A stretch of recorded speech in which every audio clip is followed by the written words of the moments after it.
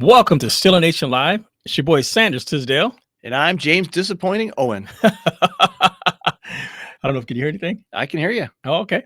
Yeah. There we go. There we go. I was a little low. Couldn't hear myself. Oh, lucky you. Hey, but like he said, we are all. You know what? I don't know if I'm disappointed or it's something that I expected, but I hope for more. But you know what? We got in the game, James. Yeah. We put our best effort, what we could put down as a Pittsburgh Steelers. We tried to do something in this game. The defense had a final stand in the first two quarters, Man, maybe. It looked really good defensively coming up. And actually, I can't remember what you predicted. I predicted the Steelers going to win this thing on Boswell field goal kick. It's going to be pretty close. And the way the Pittsburgh Steelers defense came out, it was just like gangbusters. This is what you expected playoff football to be. The intensity. You know what? Pittsburgh came in 3 and out. You know, it's typical Pittsburgh Steelers this season. And then when the Chiefs came out, I mean, it was 0-0 after the first quarter and going into the second quarter. So with the Pittsburgh Steelers, you know, just keeping the offense, just chugging along, keeping their offense off the field. And, you know, we always say that this is one of the best keys of winning a football game is not only controlling the clock, but controlling the play and keeping the opposing offense off the field. And we did that for a couple minutes. And the defense, like you said, Sanders, defense has got to come up with some turnovers. And, you know, if we can get a pick six or something like that to have the defense score for us, because the offense really wasn't doing it. And to start off a game like that in the playoffs, we'll talk more about that, folks. You know, during the show, Life After Ben, we keep on, you know, hinting at it. We talk a little bit about it, you know, each show, because, you know, it's getting to the point where realization is going to come around and smack us in the face. And there's a lot of listeners out there who are, you know, have been Steeler fans for the past 10, 15 years who only know Ben Roethlisberger. Now, like me and this old guy next to me, who've been around a while, been Steeler fans for Chuck Noll days. Right. You know, we know what it's like to not have a quarterback like Ben Roethlisberger. We had Terry Bradshaw. That was the closest thing. But we'll talk about that later in the show. We'll go around news and scores around the NFL. If you caught the Dallas Cowboy game and against the 49ers, that was a debacle at the end of the game. We'll talk about that. We'll also talk about the fans throwing trash, not only at the referees, at the players. What's up with that? And, you know, we have a special guest calling into the show. He's not a football player, but he is prominent in the Pittsburgh area. Al Oliver, former, we want to say, a Hall of Famer in Cooperstown, but we're going to go over his stats and find out why this man is not in Cooperstown, why he's not enshrined. And not too long ago, we had a show with a Donnie Shell, if you're familiar with him, who was not in the Hall of Fame. And then soon after he spoke with us at Steeler Nation Live, I'm not saying we had something to do with it, but folks, it does sound a little nice. Yeah, and after he appears on Steeler Nation Live, he's inducted in the Hall of Fame, all that stuff. We're still hoping on, phone calls from you out there, 585-210-3917. Chat us on the board, call us up on the phone line if it's open, if you can get through, you know, good for you, because this phone line's been blowing up the last couple months. And, you know, with a lot of you great fans out there who got some great questions or whatnot. But let's talk about that loss in Kansas City, Sanders. Like you said, we squeaked in, we snuck in, we slipped in, we flipped in, you know, but we were in. And on top of that, a couple things by making the playoffs, folks, we lost a couple drafts. Spots in the draft. Now we are picking the 20th. So by doing that, by winning our last 2 out of 3 games, by making the playoffs, we dropped down 5 spots. And, you know, that could hurt our chances of getting that number 1 quarterback, Kenny Pickett from Pittsburgh, who has been watched by the Steelers. He practices in the facilities. He plays in the facilities with the Pittsburgh Panthers. He had a great final year. But you know what? You know, he's more Roethlisberger-esque, and we need something different from that. So it could be a blessing in disguise.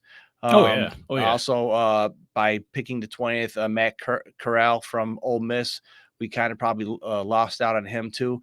But there's a bunch of other quarterbacks out there. We'll talk about that later in the show. But Sanders, getting back to the Kansas City game, they were who we thought they were. You know, maybe that's why it's not so upsetting that, you know, we're there. Just give them the chance to win this game.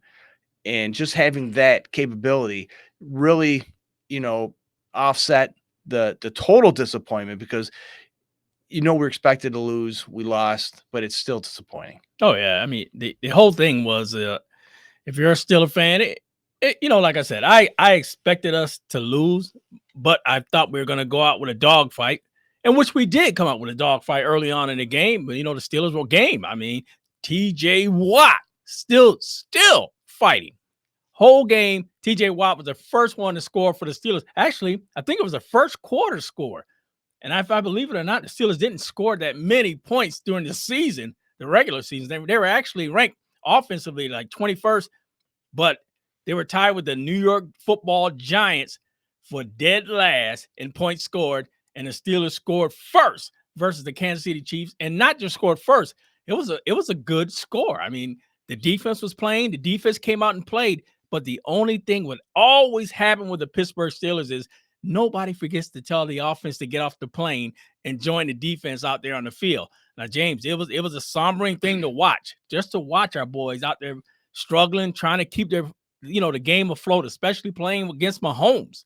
Now you're playing against a young guy who can whisk that ball all over the field, and you're not coming up with any answers for it. And the defense is holding and holding and holding till I believe maybe mid early second quarter when they finally scored.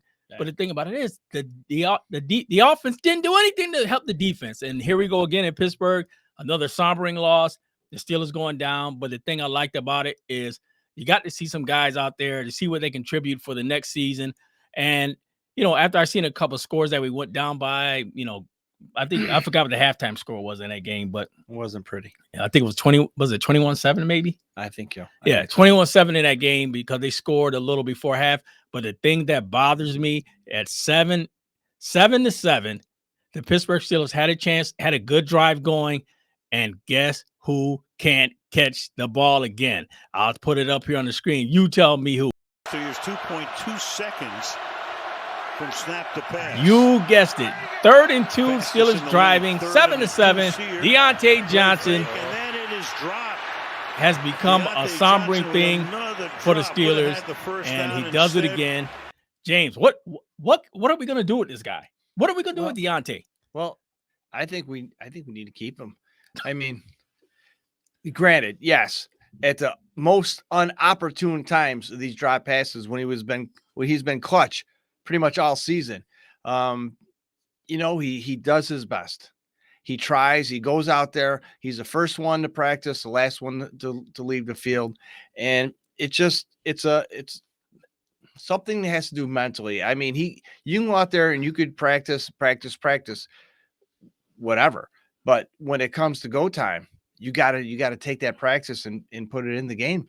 And for some reason, it's gotta be some type of mental block that I'm pretty sure he'll overcome because he did it this year. Because last year, same issues. And this year he's pretty much clutch, but I don't know what to say, folks. I mean, you really can't give up on him too much. I mean, I don't know. I don't think the thing is to give up on him. And I definitely don't think that's the thing. But how do you cure somebody who you play football all your life? Now, in saying that you play football all your life, you got to the NFL because you had good hands. You were a good receiver. You played in a small college so for these guys to take a chance on you is phenomenal. So that means that you got very good receiver skills. Now, how do you get a guy who can catch the ball? And before practice, he's doing all the stuff that you like to see a young receiver do. He's grabbing tennis balls, which are smaller than a football, and he's grabbing tennis balls, snagging them out of the air, this and that. But then when it comes to game time, you can't catch 2-yard passes. Well, maybe Ben should throw him a tennis ball. I don't. He can catch those. This isn't Wimbledon, dude. This is the NFL. You know what I mean? Whatever it takes. Hey guys, I want to get your guys' feedback on what you think should be done with Deontay Johnson. Should he come back next year? Should the Steelers hold on to him? What's your thoughts on Deontay Johnson? Make sure you check us out. We want to see your messages on the board. We got a lot of different outlets going tonight, and the feedback is going to be phenomenal. And we also, like he said, we got a special guest tonight. So make sure you stay tuned for this guy. And when he said should be in the Major League Baseball Hall of Fame, we brought him on the show because not only was, he's a baseball player, but he played with the Pittsburgh Pirates from right out of Pittsburgh. He knew a lot of great Steelers from back then. You gotta see this guy. Love to meet him. He's done a lot of great things. So make sure you stay tuned and check us out. But guys, what's the answer? What's the answer for the Steelers? The offseason is going to be a lot of things that have to change, James. Right. And what used to be a plethora of wide receivers the Pittsburgh Steelers had turns into, what are we going to do with them now? I mean, you're talking about James Washington, Juju Smith-Schuster, who did come back miraculously and play in this game from the shoulder injury that he sustained against the Broncos in Game 5 this year. So did not think that he was even going to be a possibility to come back this year. But with training and with the great doctors in the Pittsburgh Steelers organization, they got him ready to go. And he did drop a couple passes, but you got to give him a little slack with that. James Washington, Deontay Johnson, and there's a plethora of guys on the practice squad that we're like, who are we going to put in? That was the problem. We had so many wide receivers to put in. That was an issue. But now our issue is we have all these wide receivers who forgot how to catch the football. But there's a lot of offseason, and the Pittsburgh Steelers are going to draft a wide receiver. We don't know when, probably mid to late. We got Juju in the second round. So who's to say if somebody falls on the board that the Pittsburgh Steelers can grab at that time? But that's neither here nor there. We're going to save all our draft science for draft day show that's coming up pretty soon, folks. It's almost February, okay? And soon it's March, and then April, and then the draft is coming in. So me and Sanders have been on the ball since beginning of season. So it's going to be, yet another great draft show for the Pittsburgh Steelers, and we're going to talk about that later in the show. But you know what? A lot of stuff going around in the NFL, a lot of playoffs, a lot of teams did win, Sanders. It wasn't Pittsburgh Steelers, and a bunch of scores and also some news in the NFL. And I predicted, we talked about this, off before the show. And, I predicted the San Francisco 49ers are going to blow out the Dallas Cowboys because they are the team to beat in the NFC. Packers are the Packers. Tampa Bay is kind of on the fence. But this is a team right here, the San Francisco 49ers is a team that you don't want to play because now they've watched like the Atlanta Falcons with Cordarrelle Patterson, who was a designated wide receiver / tight end, move him in the running back slot, and look what the Atlanta offense did at the time when he did this. So what are you going to do? You take Deebo Samuels, and you're going to put him in that position, and it's been nothing but lights out for the San Francisco 49ers. Not only can he catch the ball, run with the ball, he can also throw the ball. So that's an additive to the offense that most defenses have not been able to, contest because it's something new. During the season, you could pick this up and you could, okay, here we got to try and fix this. We got to do, but when you come something fresh like that, it's hard to stop. Now, getting with the San Francisco 49ers and the Dallas Cowboys at Dallas, it was a barn burner. It was down to the wire, and there's a lot of questions about the coaching stability with Mike McCarthy. And what, Sanders, we'll take a couple minutes and talk about this because this is hot news. And a lot of people, including players, a lot of fans, and I said including players, want Mike McCarthy out. Don't want him to go. Who's going to head coach the Dallas Cowboys if they fire him? Now, we've seen Miami Dolphins. They fired their coach, okay, after, I don't want to say a great season, but it was above 500, almost made the playoffs after starting 1-7. And then the coach for the Houston Texans, only 1 year under his belt. Now, just look what he had to deal with. No wide receivers. He had a quarterback that's probably going to prison. And you have to deal with all this stuff. Young guys, injuries. And, I mean, it was not the greatest season in the world, but you got to give this guy a chance. 1 year? I mean, so Mike McCarthy being fired is not that, out of bounds to talk about. And now, we're not saying because he should be fired because he lost in the playoffs to the 49ers. There's a lot of stuff adding up to that. Poor coaching, poor preparation, time clock management. That is huge. If you want to look at the last 3 games of how the Dallas Cowboys screwed themselves, it's coaching, all coaching. We'll talk about the Arizona Cardinal game. The Cowboys could have won that game, but because they misuse of the timeouts, they couldn't challenge a call, which was clearly a fumble and recovery by the Dallas Cowboys, and they had the whole momentum in the world, and they couldn't do it. Why? No timeouts. Yeah, well, that's been a lot of problem with the Cowboys, and the Cowboys, they got to get control of that with their coach. Their head coach is this guy has a problem with clock management big time, and he's got to gain control of that.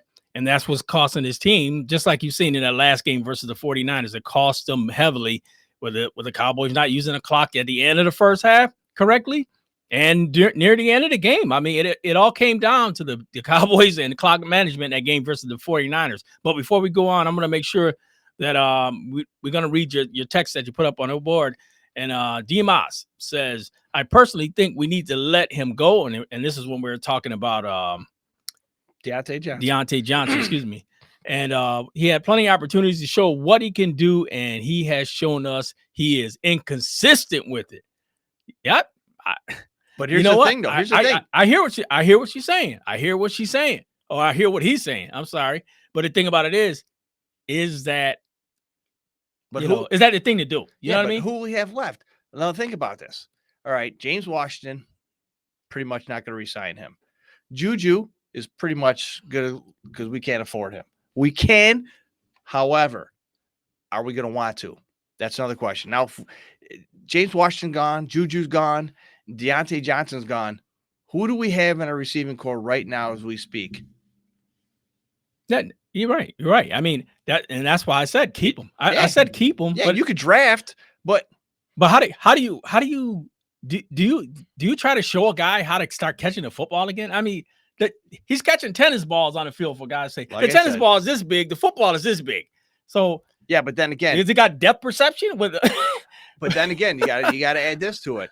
Nobody's taking his head off or trying to rip his head off while he's catching tennis balls. Hey, so you could focus your concentration on that. Maybe you got to put some. He's got the headphones on, so maybe you need to put some music in his helmet. Like him and I got something to tell him.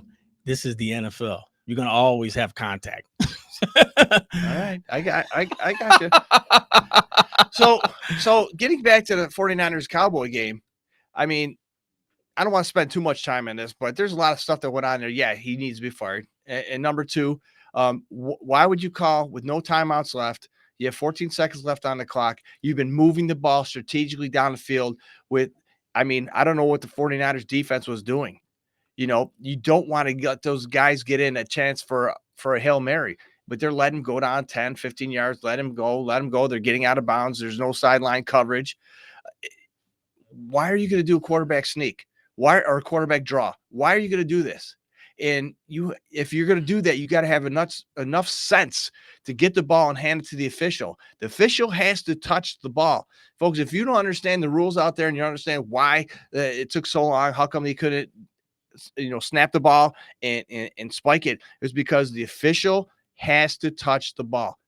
That's why you see players running and handing the ball to the official. Like we'll talk about the Claypool incident. You know why the clock was tag, because the official didn't have the ball. The official has to get the ball, spot the ball, put it down, then you snap it, and that's it.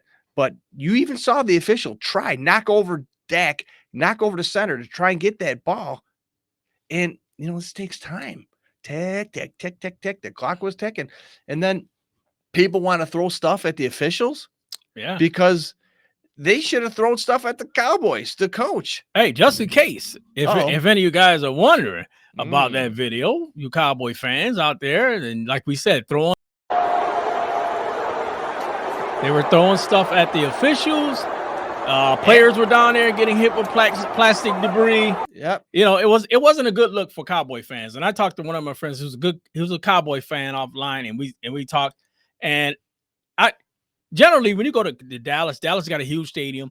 Where it is down in Texas, there's a big mix of, whatever it is white, black, Mexican, whatever you want to call it. It's a big mix. And usually when you go to those games, it's like a big melting pot. And they generally, they get along. And even I never heard of their fans being rowdy. Fans been rowdy, yes, but throwing stuff, debris. Right. This is insane. I mean, I've never, well, I can't say never, but in all sports, this happens. Right. Hold on. We got a call coming in, Hey, who do we got on the line on Steeler Nation Live? You got that cowboy loving that Mr. Atlanta. You got some stuff you want to throw at us? Yeah, I thought this was Steeler Nation Live. Right now, it's Dallas Beatdown Live. So I mean, let me get your true thought on that. And we're talking about that because we're touching base on some of the games that happened the other day. But the Cowboys, like I said, that Cowboy fans are usually a little better than that. From what we've seen, and you go around to other stadiums, Buffalo fans are outrageous. Philadelphia fans, the Raider fans are horrific. Let me ask you, in that happening, and Dak, I believe you brought it up to me about Dak, he basically he condoned it. He condoned. I don't know if he condoned it or he was trying to not look bad to the fans by saying that's not cool. You know what I mean? I don't know which way it went, but he should have said right off the bat he's embarrassed that the fans would act like that. He shouldn't condone it. He shouldn't say, well, you know what, that's what do you expect, or I'm glad that they did that, or I can't, I have it written down, but I don't want to misquote him. But basically, general picture is that he believes that that's what the fans should have done, to voice their displeasure with the officials, even though the officials pretty much had nothing to do with that. And this is coming from me and Sanders, who every day or every time on our show, you can play back every show that we've had. And we've always talking about how these referees miscall games or miss calls to make up calls. We're not defending the referees, Players Association. We are telling you that if all fans did this, what's going to happen? They're humans too. Absolutely. Right. Except when they're doing refereeing Steeler games. But I can't remember. I can't remember the last time that a Steeler fan threw something at a player or official. Well, that you've seen. Yeah. Well, it'd be broadcasted all over the place. What's your thought on that? My thought on that, I think I think Cowboy fans are frustrated because it's been 27 years of the same old stuff. I'm not condoning it. Throw it at the head coach. It's his fault. Oh. If you're gonna throw stuff, throw it at him.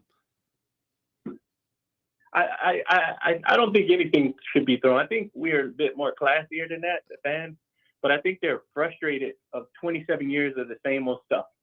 One and done. Hurts. Never been to a NFC championship in 27 years, 28 years, actually, technically speaking.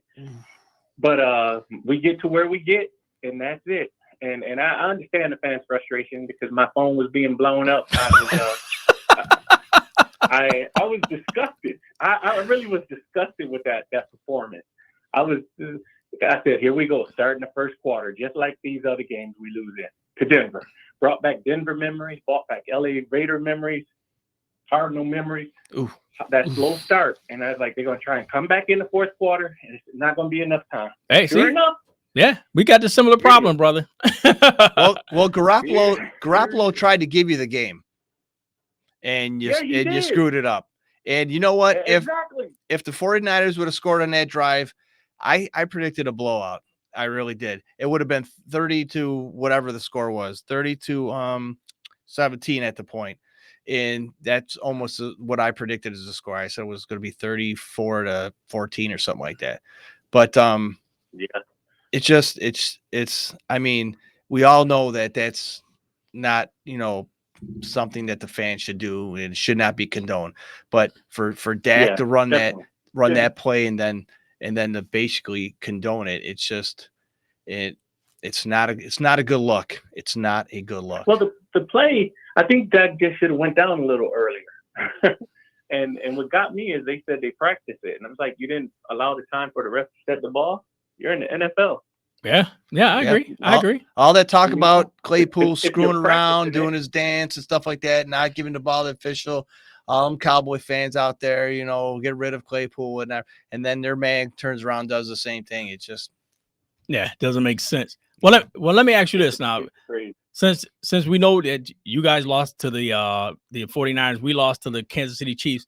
let me get your predictions on the games that's coming up. Saturday games. James, I'll let you read them off to him quick. Yeah, this Saturday, 4:30, Bengals at the Titans. That's going to be a good game. 49ers at the Packers.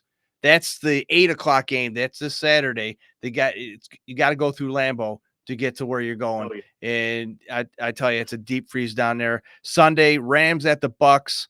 That's going to be the Rams did a good job on the Cardinals last night, or was it the ineffectiveness of the Cardinals? I mean, the Cardinals really made the Rams look good. And I tell you, that Stafford, was it worth, 2 number 1 picks and a second pick and a third pick next draft to get him there?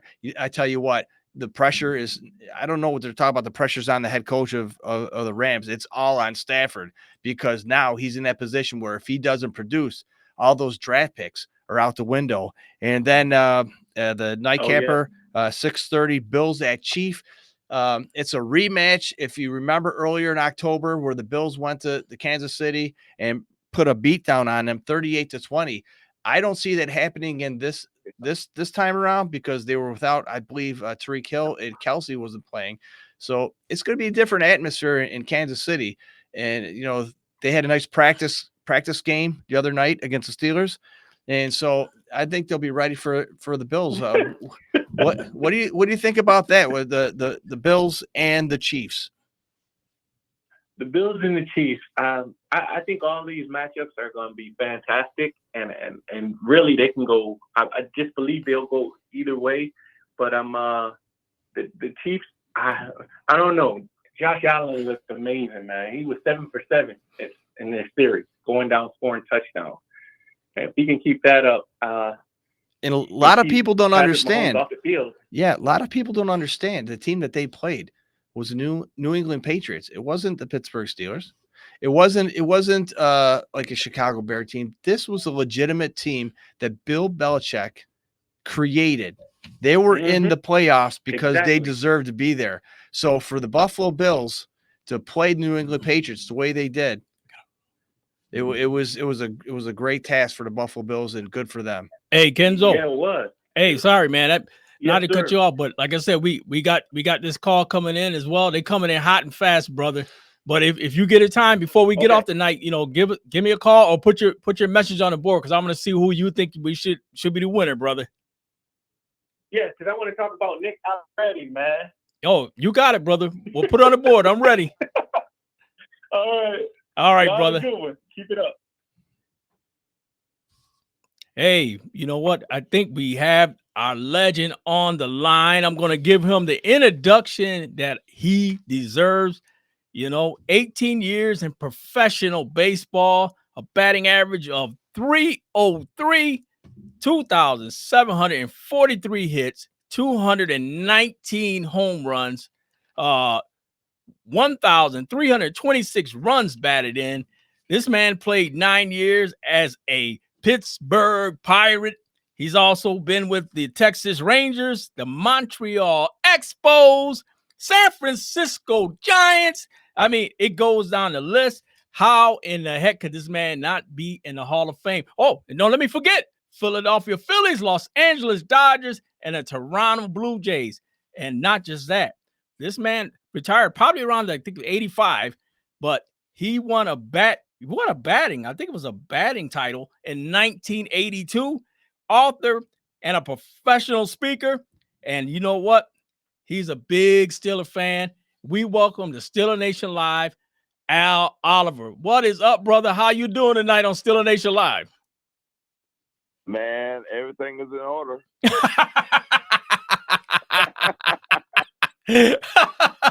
Oh, man. Al, my Steelers didn't do that well this year, but at least they got to the playoffs.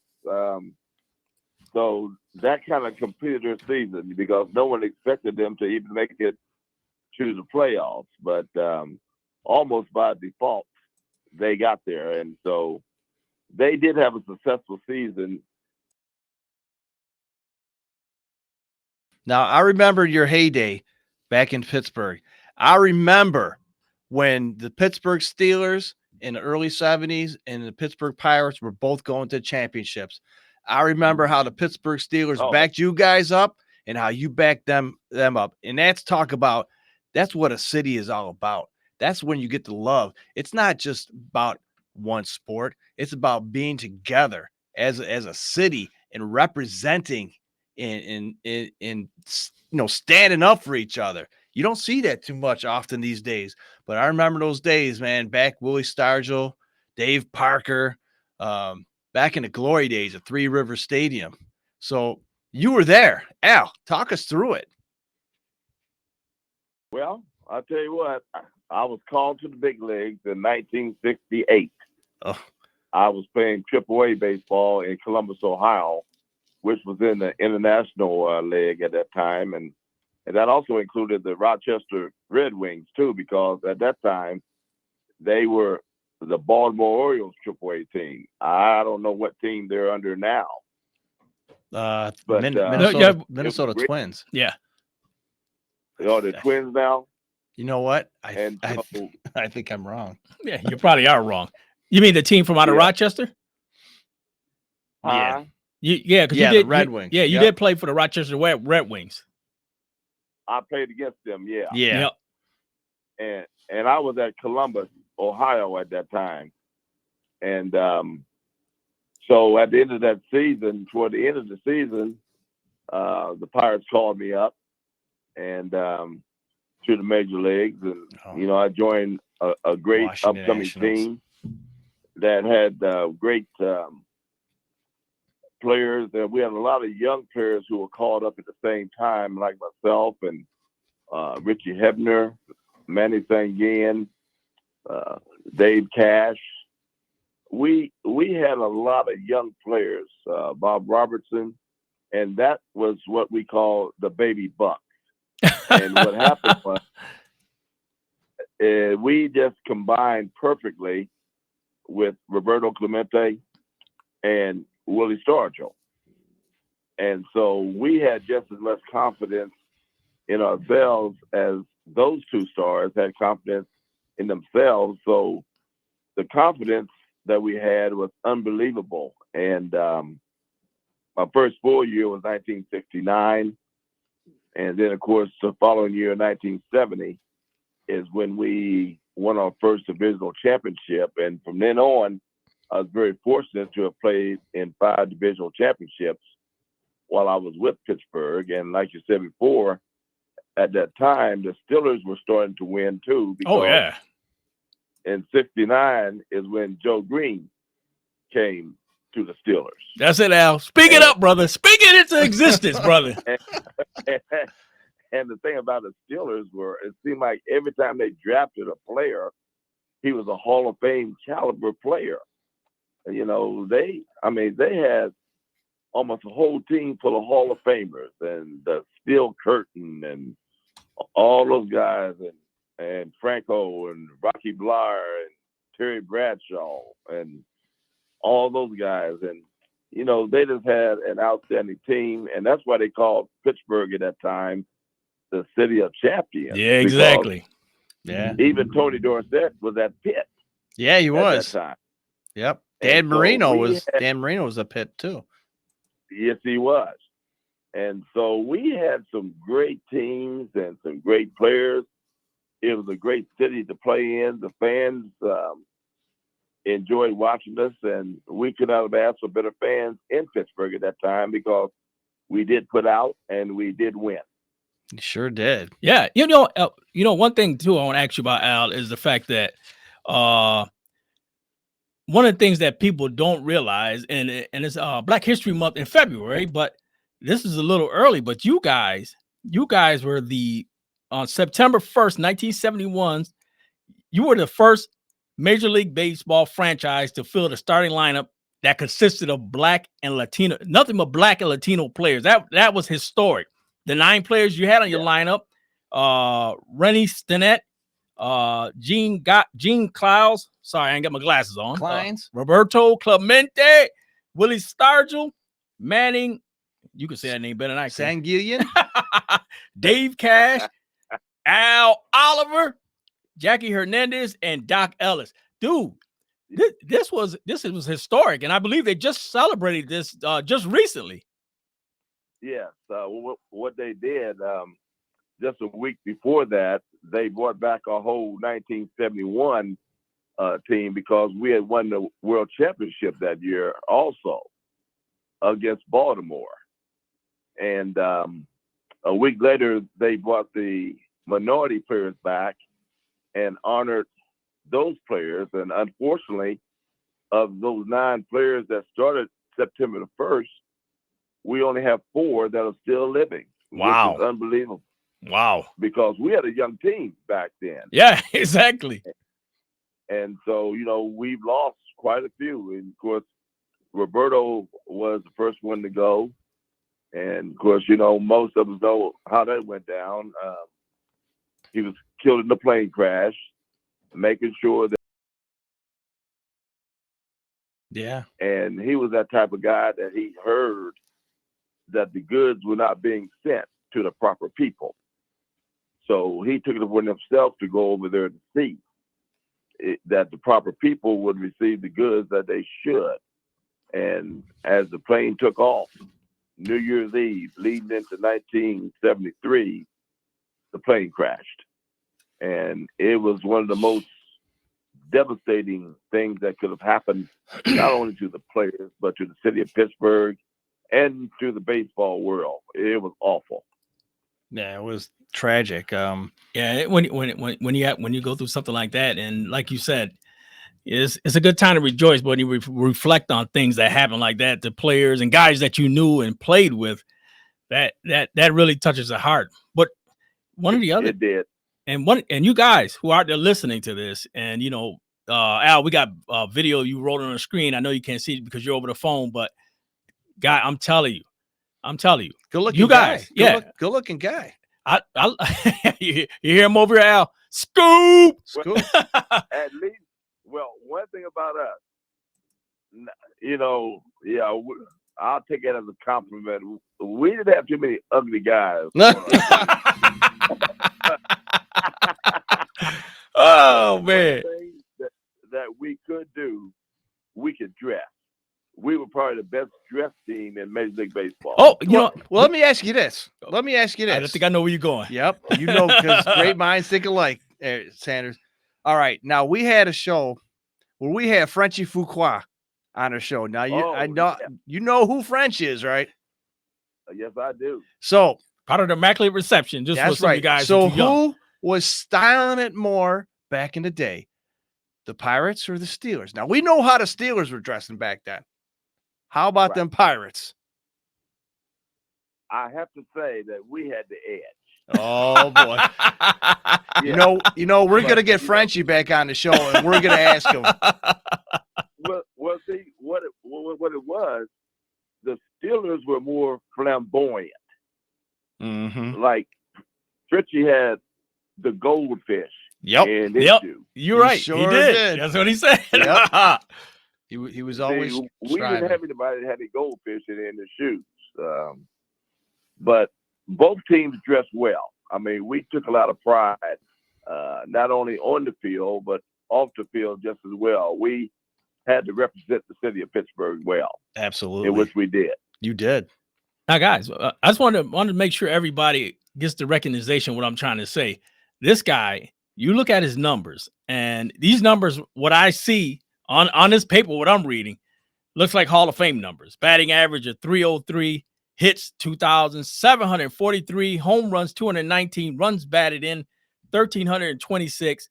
Like I said, and a national championship set. Like you set all kinds of records.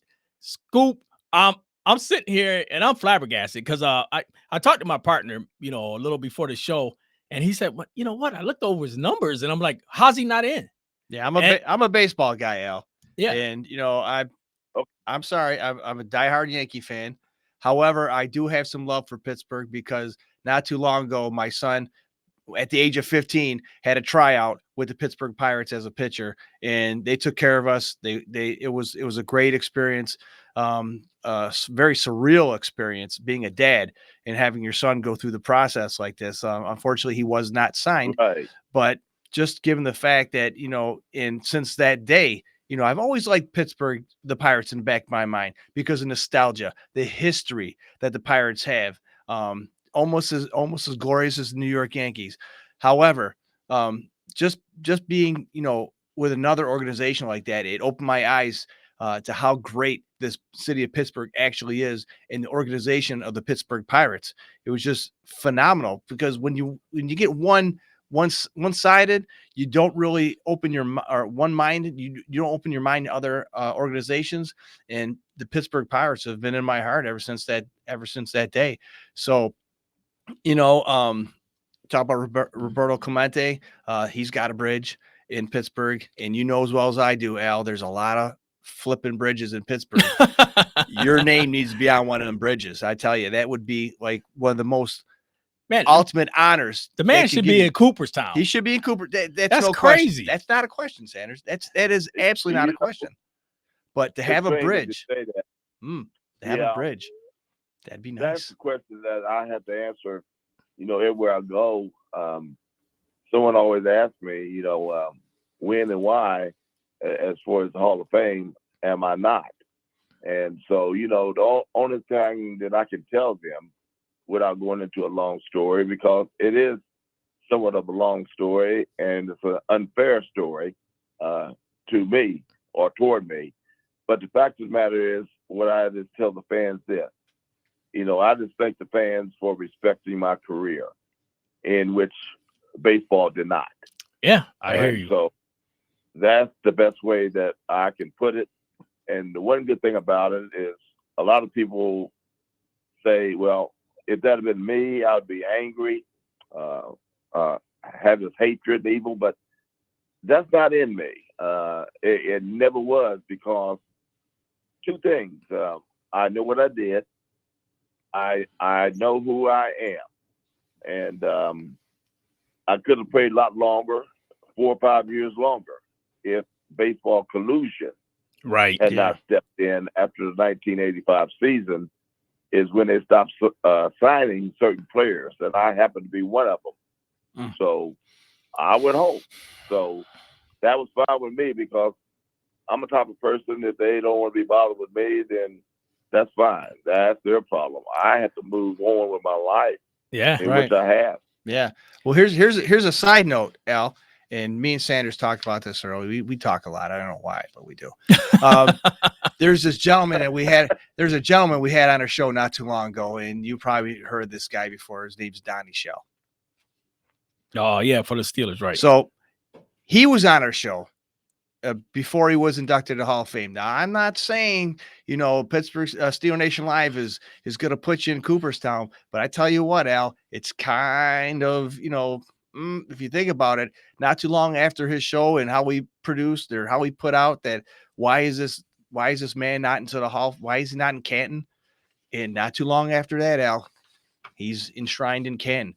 So hopefully Steeler Nation Live, the luck that we put out there, somebody is it only takes one person now to hear this. Yeah, that's what I'm saying, brother. And like I said, we're gonna do everything we can on this show to support you. Oh, absolutely. Like I said, because we talked to Donnie Shell. Next thing you know, Donnie Shell was up there getting his jacket. Dude, you belong in Cooperstown. That's it. It's the end of the story. We all know it.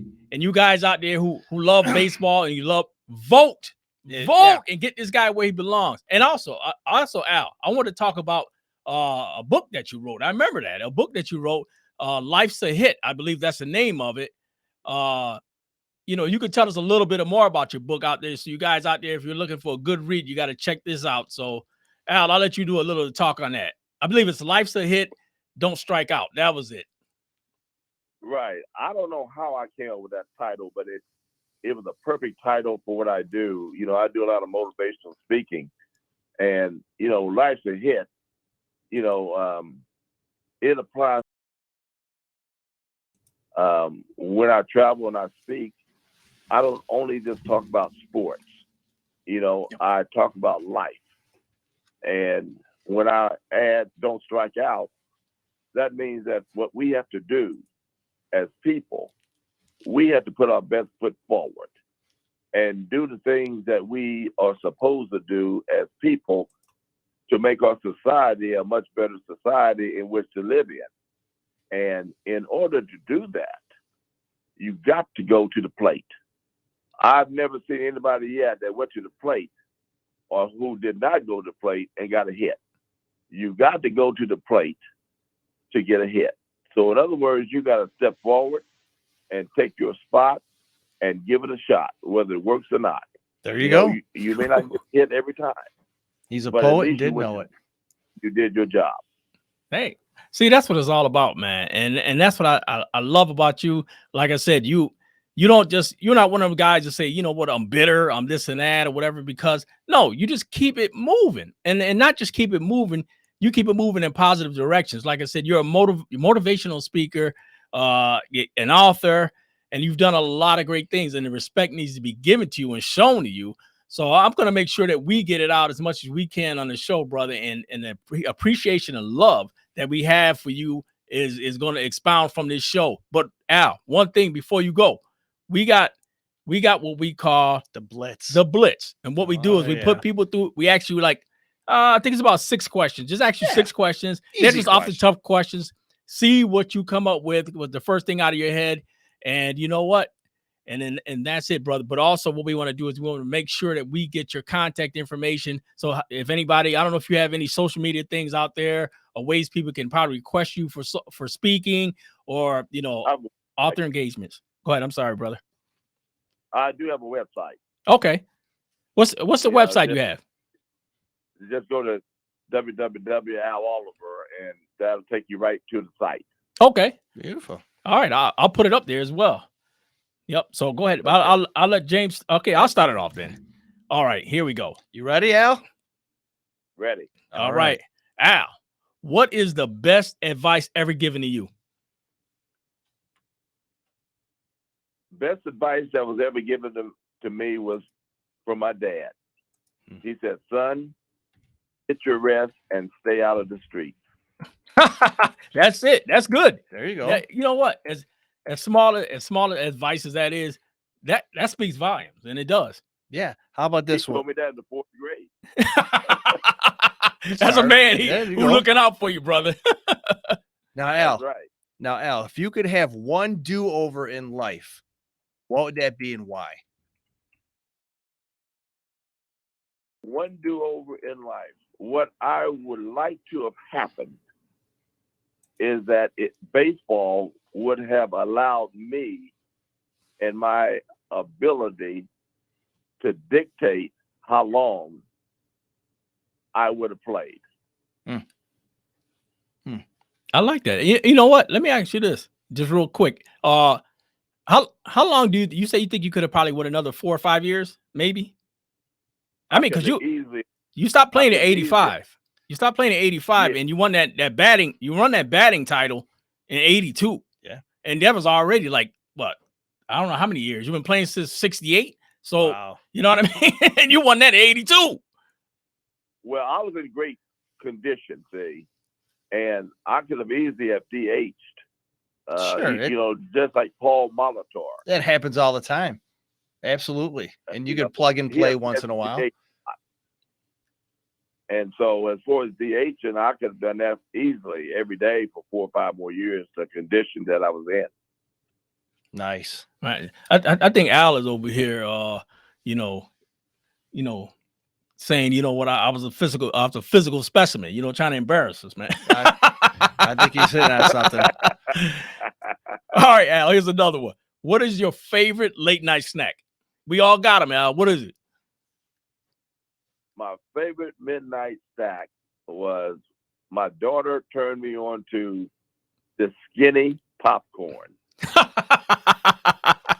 I'm so disappointed, Al. I'm very disappointed. I'm glad she did, because if it wasn't for that, I'd probably eat some kind of junk food. That's what we're looking for, like chicken wings or mozzarella late night sticks. Chicken wings. Huh? Oh boy. Now, Al, the best advice you have ever given someone? The best advice that I've always given people is this: you have to be yourself. Treat people the way that you want to be treated. Wow. And that's always been the best advice that I've given anyone. See, that's what I mean. The guy, like I said, a few words, but it's deep volumes. You know what I mean? But it's so simple. I mean, you know what I mean? Not to take anything away from your advice. I mean, just imagine this world. It wouldn't be a perfect world. It'd be a better world if people actually treated each other the way they want to be treated, and not get so offended by everything. But you wouldn't want to get in politics, right? This is sports talk. Hey, you know, we as people make it difficult. Yeah, we do. I think people wake up in the morning try to say, how difficult can I make this, when they shouldn't have to. But you figure. Yeah. So Al, I got another one for you. If you were stuck in a foxhole, and you know, what one person would you like to be in that foxhole with you? Now, you're in a foxhole, bullets raging overhead, you know, like a impending war or whatever. Who would you want in there battling with you? Does that person have to be alive or have passed on? Nope, it could be alive, passed on, right? Either or. My dad. There you go. That's it. That's like it. That's when somebody who's been here and left a resounding effect on somebody. And I respect that, dude. I respect it. All right, Al, we're going to let you off easy with one more question. We'll call it a night. Now, if Hollywood came to you, Al, and said, we're going to do a movie about your life, what actor would play you? I would have to say it has to be someone with a lot of humor and could talk trash. And it can't be Sanders. No. I think that someone like I think Denzel Washington would be a good candidate, you know, to portray me, because my daughter always says I'm so different. Oh boy. Than most people. You might want to ask her, what does she mean by different?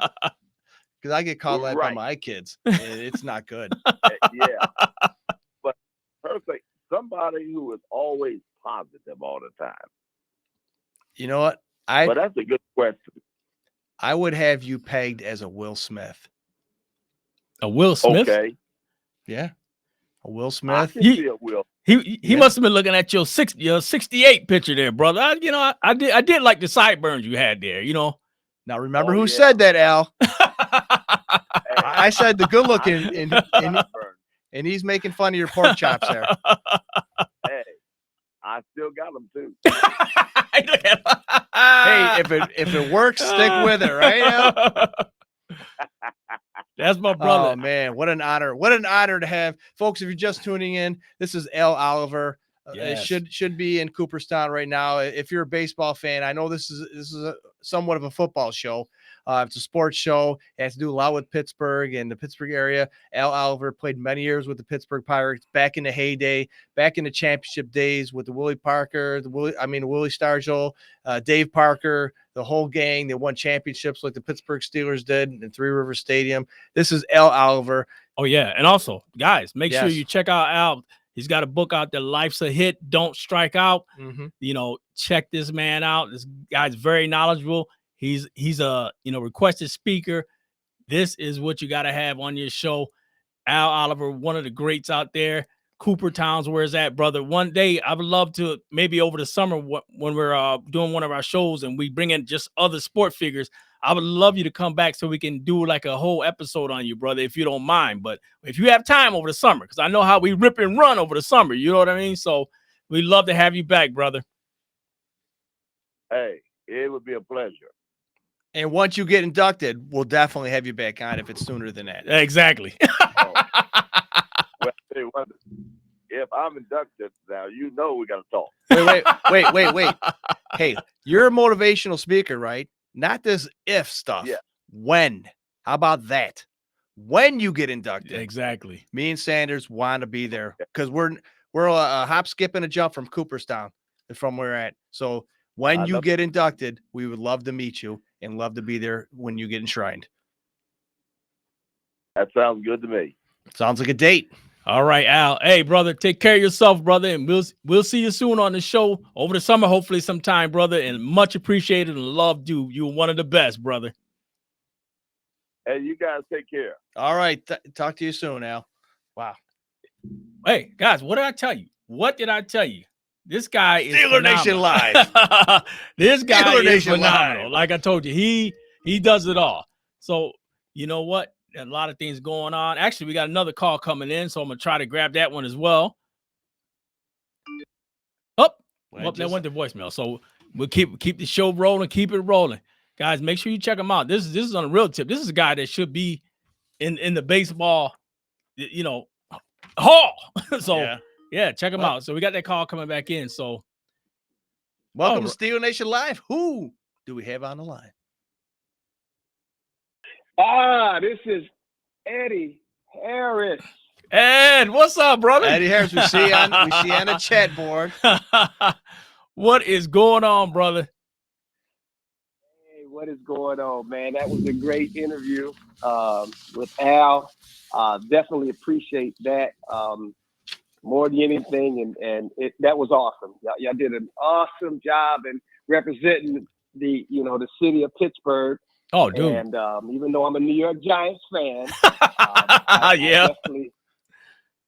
I definitely know, and I can appreciate what you all are doing, and thanks personally, because the great thing is that that's my cousin that you just talked to. So yeah, that's his cousin. And so that is what he has said is what he's lived, and there's so much that he so much more he could have said. But the great thing is his love for the sport. We was talking, we always talk, and he shared with me about the city of Pittsburgh and how all the sports figures would from the Steelers to the Pirates, right? That they had a respect for the people, and they said they would never ever turn a fan away.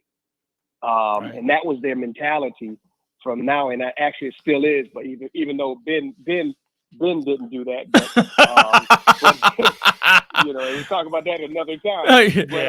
But they had a mentality to always take care of the city, man, and he's been a treasure to our family for all these years. He's never kept himself above our family. He's always just been humble and just an ordinary guy. The love of their baseball. Oh, dude! I thank you all for bringing that out, man. No, not at all. And like we said, we're kind of joking or whatever. But if there's anything about the Donnie Shell getting into the Hall of Fame, and we pretty much I don't think we had anything to do with it. We may have, we don't know. But it's kind of ironic that would happen after we had him on the show and talked about how he was basically being screwed. Where he should be in the Hall of Fame because he earned. He should be there, and then to have Al on the show, and we don't live too far from Cooperstown, it's about an hour and a half drive from Rochester, and we'll make some phone calls, we'll do whatever we can, and it's unfortunate that it's the people who the sports writers who actually vote for the players to get in. Now, I'm pretty sure that if you're a football fan and what was going on with Aaron Rodgers. And one of the writers said that there's no way that they would vote for him for MVP this year because he's a jerk, and that has nothing to do. Right. It has absolutely nothing to do with his performance on the field. If he's an a-hole, he's an a-hole. But you know what? He's out there to do a job, and if you don't like what he's doing, pick another team. But he does what he does on the field, and he produces. So I don't think it's right for writers to have their personal opinions of why a person shouldn't get an accolade or into the Hall of Fame or whatever. And back in the 70s and in the 80s, there's still racism going on today. And back then it was everywhere. I mean, it's shameful even saying it, but that's what was going on. And can you imagine the writers back in the day that to stop an African-American or somebody who's not a white American into a Hall of Fame because of their personal beliefs? And I'm not saying that had anything to do with it, but there's a chance, if you look back in the day. Oh yeah. But I mean, much credit to him. I mean, in the fact that, like I said, it was a treasure talking to him, because just like I said, the fact that this man, he didn't hold any ill will. You know what he said? Life goes on, and he just keeps moving forward. So that's why I said this thing is going to happen, and we're going to make sure it happens here on Still Nation Live. But Ed, while we got you online, and I told you, I talked offline with you, I believe it was Saturday, but this Saturday, Yes. 4:30, the Bengals at the Titans. I want to get some quick scores from you real quick on what you think the score is going to be between the Bengals and Titans. Well, I'm going to say this. Joe Burrow's he's playing an awesome, he's playing elite ball. I can't take it from Joe Burrow. I mean, you can't take it from him. But now with Ryan Tannehill, who carried the load without Derrick Henry, who they said, which at the beginning of the year when Derrick went down, I think they were like 6-2. They said that there's no way the Titans are going to even make a push. Well, they carried themselves and they made it here. And now with Derrick coming back, I think it's going to be a runoff because I think Derrick he's got something personal. He's got something to prove, and he's going to be running angry. And I think I'm looking at the Titans taking it, and I'm looking at maybe say 24 to 18. 24-18, Titans. Hey, you know, if you think about it, it doesn't sound that crazy because if you get Derrick Henry, the running back, you control the clock, you keep Burrow off the field and Chase off the field and all those guys, and you don't have given them opportunities to score touchdowns. But, but they've been beaten before with Derrick Henry. It is possible, right. But you're playing the Bengals, and they beat their 30-year drought, finally winning a playoff game. And I think that's where their luck runs out. I think I take the Titans as well, and not because of Derrick Henry or Tannehill. It's just the fact that the Bengals are the Bengals, and 30 years of not winning is. Oh yeah, you get used to it, and you think it's a normal way of life. Right. Right. I agree, but not taking anything from them.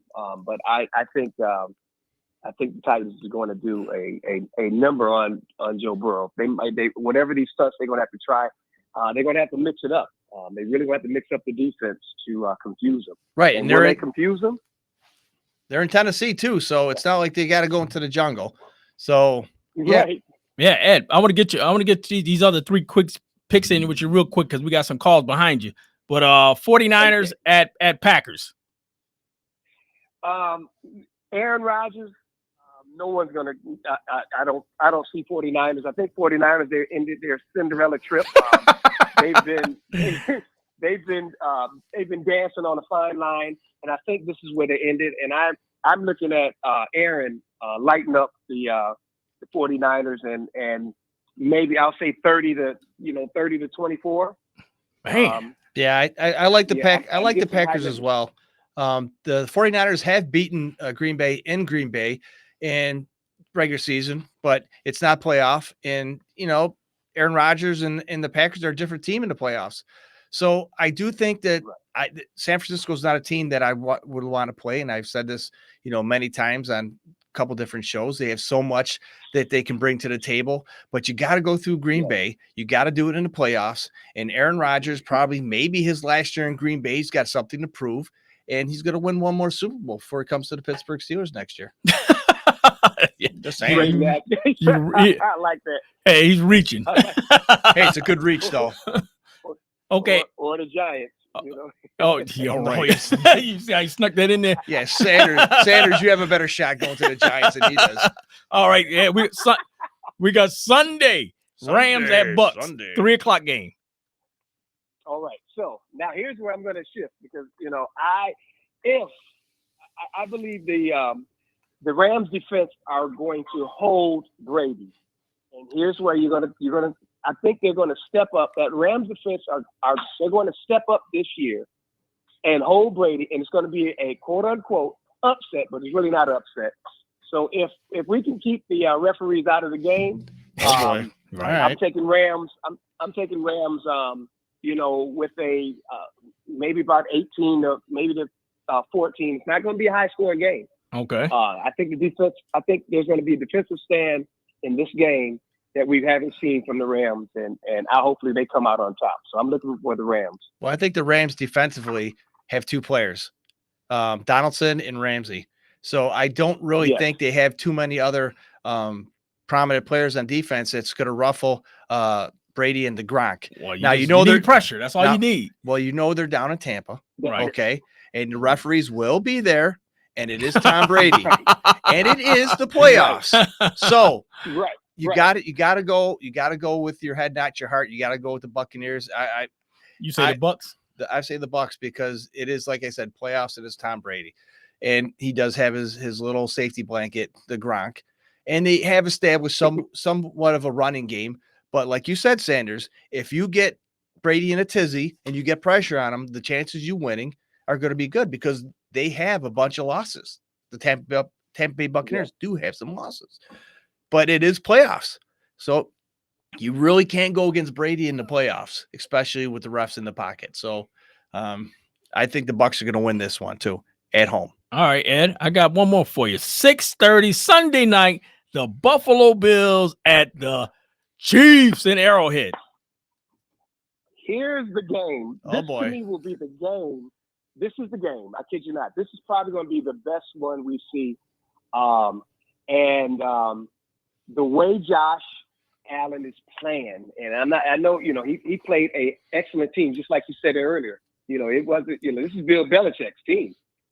They ran good schemes on Josh Allen, but they did not understand his mindset. He is a scholar. He's a football scholar. Josh Allen, he's a quick thinker. Yeah. So I think his quick thinking and his check down speed. I was just looking at his check down speed. Josh Allen, he goes through his progression so quick that it's unbelievable. And there's not too many quarterbacks that have it. You got, there's only 4 or 5 of them that's in the league right now that have a quick check down speed as Josh Allen. So with that, I'm going to say that Josh Allen's going to step up, but that the Bills defense are going to step up also. And yes, it's going to be a shootout, but I'm looking at the Bills defense because Chiefs defense have been suspect all year. True. And we got it. They've been suspect. Not against us. No, not at all. No, not at all. But they've been inconsistent. But I'm looking at the Bills with a 30 to 20, 24, 25 score. I'm looking at the Bills. Josh Allen doing something great. I agree with you. I think the score will be a little higher. I do think the Bills are going to win this, and like you said, if you want to put the chess pieces up side by side, Mahomes and Josh Allen, you got to take Josh Allen. Now, Mahomes has all those different ways you can throw the ball, blah, blah, blah. Yeah, but whatever. But Josh Allen has one thing that he doesn't, or he has a couple of things, size and mobility. And like you said, his check down is extremely faster than anybody I've seen. And he will run, and he can run, and he will run over you. He's a big boy. He's hard to get down. Yeah. And even if you have a spy linebacker on him, good luck trying to tackle him. The Bills are playing on momentum right now. You can't stop them. They got a great running offensive line, a solid running game. Yes. They have a plethora of wide receivers who could come out of nowhere and catch anything that Josh Allen throws to them. And also, let's not leave out that defense. The defense have been playing lights out. Now, you've seen what the Pittsburgh Steelers did for a couple minutes against the Chiefs. The defense, the pressure, and look how they folded like a cheap suit. Okay. Buffalo will continue with the pressure on defense. They will take the running game out. They'll force Mahomes to throw the ball. And that's where he's going to create all these turnovers because he does have a tendency of throwing a lot of interceptions when he's under pressure. And Milano is going to be in his face all day, all night, whatever. And it's like I said, it's going to be tit for tat. Yes, they're going to exchange a lot of touchdowns. There's going to be some plays, whatever. But the Bills are going to come out on top. They're going to win big, and they're going to go to the AFC Championship game. There's no way around it. Sorry. Sorry. Cole Beasley. They got to look out for him. Cole Beasley's been quiet. He was hurt. But Cole Beasley have been quiet in the offense. Yeah. And if they start blitzing him, Josh Allen, if they send that blitz package in, Cole Beasley's going to have a breakout game. Yeah, and guarantee you. don't forget about Dawson Knox. Hey, guess what? He can catch a football, fans. It just got Yes, he thrown can. to him. Yes, he can. And the one touchdown he had, I swear to God, I thought Allen was throwing the ball out of the end zone, and I think he was just to avoid a sack. And Knox grabbed that ball out of nowhere and came down with it. I really truly believe that he was just throwing that ball away. And Knox says, Oh, he nope, was. not tonight. Yeah, And he pulled it in touchdown. Away. Yeah. So Yeah. you got to have that kind of momentum on your side. And right now the Buffalo Bills have it, whether they played in Buffalo with the Mafia or they play on the road in Kansas City. Now, looking back during the season, we talked about this earlier in the show. In October, the Bills went into KC and they trounced them 38 to 20. And they said, you know what? You need to come to Buffalo. But unfortunately, it's not going to be in Buffalo. It's going to be in Kansas City. The fans, whatever. I mean, look what our defense did to them in the first 5 minutes. I mean, it can be done. Exactly. So, yeah, Buffalo will win this game. Yeah, but nobody told us we had to play 60 minutes of football. But well, maybe they didn't get the memo. I don't know. I can't help you. Hey, like I said, man, this is my boy Eddie Patrick Harris on Still a Nation Live, brother. Not the actor. I know Ed Harris. Yeah. Right. Hey, brother, I appreciate you again, man, coming on, sharing your knowledge of what you think of what's going on in this weekend's game, brother. So like I said, we'll be on next week, same time, brother. Make sure you check us out. And thanks again. And tell Al, we behind him, brother. We going to keep pushing for him, man. So, right. so tell him to keep looking for me, man. All right. We sure will, man. Appreciate you all. Look, I love the show. I just can't wait till part of your team leave and Sam, Sam tell you about that later. But so when that gentleman leave, I'll be like, okay, I like the Steelers, and that's that quarterback. So we're just gonna leave that right there. Oh boy, the only quarterback I ever want, I almost got in a fist fight with. So can't make that stuff up. We'll talk about that on the show another time. All right. Hey, my brother. Hey, make sure you call in next week, brother. Hey, you all have a good one there. All right. You too. Take care. Hey, that's what it's all about. I love it when guys call in who like other teams, but because of this show, they call, they rep, and I love it. And you know what? If you're a sports fan, you love football, that's what it is here as well. This is what Steeler Nation is all about. How can you not like Steeler Nation Live? How could you not like this show? Oh, it's entertaining. It's knowledgeable. Half the team has looks. The team. you know what I'm saying? As long as you pick the right half. Oh boy. So you know what? One thing we want to say before we head out, it's a long season. We keep it going here on Stellar Nation Live, and respecting my boy through the long season. He's been through some things through the long season. We've had COVID. We've had there are a lot of things going on beyond protest, whatever you name it. HIPAA. Yeah. But we made it work. We did it virtually. We did a lot of things to make the show work, and we appreciate you guys for the way you guys stepped out and supported us and other avenues out there that are starting to take notice of the things we're doing here on Still Nation Live. So we always try to give love back, especially the people who support us. And Al Oliver coming on the show tonight, talking big time about the Steelers and not doing what they're supposed to do going into this playoffs. But we didn't really expect it. We didn't really think the Steelers would go that far, and I'm impressed just by where they were. And that was enough for me this season to see. And maybe I wish they would have probably ended the last game versus the Ravens, because for Ben just to go out with that instead of just being reminded how much better the Kansas City Chiefs are right now than the Pittsburgh Steelers. But It was a long season. And not just for the Steelers, it was a long season for us. And I'm pretty sure a lot of you guys out there watching football is now, a 17-game season? Yeah. So, the season gets longer and longer. James, we're almost to the end of January, still watching football. And probably it looks like when is the Super Bowl? It's damn near March. Super Bowl 56, I do believe it's going to be February 13th. The Pro Bowl, if you want to call it a Pro Bowl, is the week before. Oh, my God. I don't even talk that. But anyways, also, we want to give a big shout out to our man, Jeff Reed, Super Bowl champion of the Pittsburgh Steelers kicker. We represent the show our appreciation for Jeff. You're the shirts. Yep. We got the Jeff Reed. We got the Jeff Reed jerseys. And no disrespect to Dwayne Haskins, but he's wearing a great jersey number. And, this is going to be our uniform for the show, I guess, to let Jeff know we appreciate him being part of Steel Nation Live. And just we want to thank Jeff Reed for all he does. Unfortunately, he couldn't call in tonight. Hopefully, he'll be calling in next week. And we just want to thank you, the fans out there, for bringing us into your living rooms or wherever you're at. Steel Nation Live. Go to our website, www.steelnationlive.net. Check out all our interviews. Check out our show. Check out what we're going on. Battlefields to ball fields. Yeah. It's huge. Go on our website, click on it, see what that's all about. And from here, James Owen, Sanders Tisdale. we wish you well and have a great night from Steel Nation Live.